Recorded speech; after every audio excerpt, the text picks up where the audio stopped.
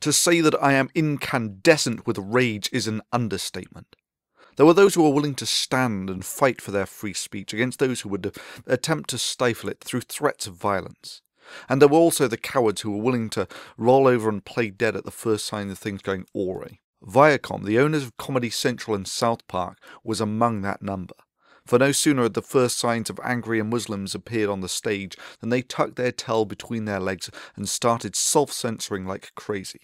However, there were those of us with enough spine not to let our greatest treasures, the pillars of Western society, to be surrendered, not without a fight, and especially not to the mere sabre-rattling of some small-time religious losers.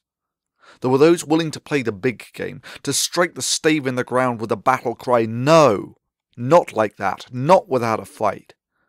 I numbered myself amongst these. However, Viacom was not simply satisfied with being leeching cowards, savouring the freedoms that everyone else had fought and paid for.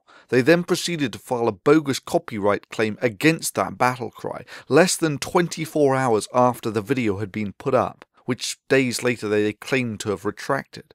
An action that simply highlights the fact that they knew it was an empty and bullshit copyright claim. And yeah, that copyright notice did essentially kill the video's viral potential. Let me be clear, this was no automated takedown. Viacom chose to do this. Viacom elected to take this course of action, under penalty of perjury. Viacom specifically had someone fill out the forms to do this. I know, I talked to their lawyers, and the evasive tone of their lawyers spoke louder to me than any confession.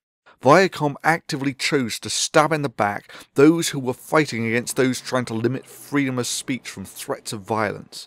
You miserable cowards!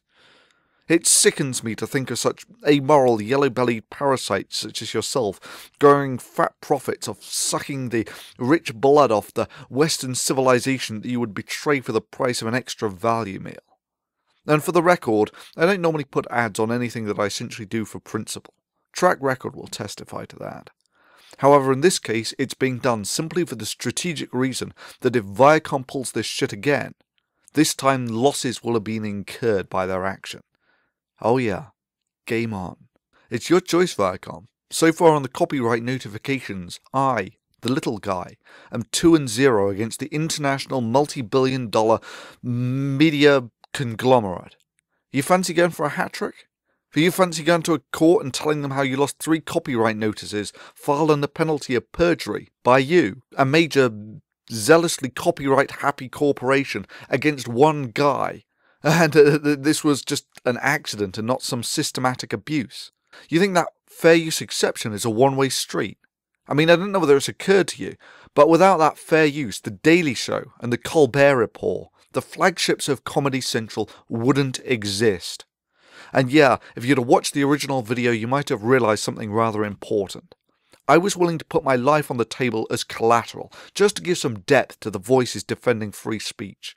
Against this, what do you think you could possibly have to intimidate me with? Finally, let me say a big and a sincere thank you to all those who supported the original video by mirroring it, and it's a fantastic example of why we the little people have to take such cohesive action.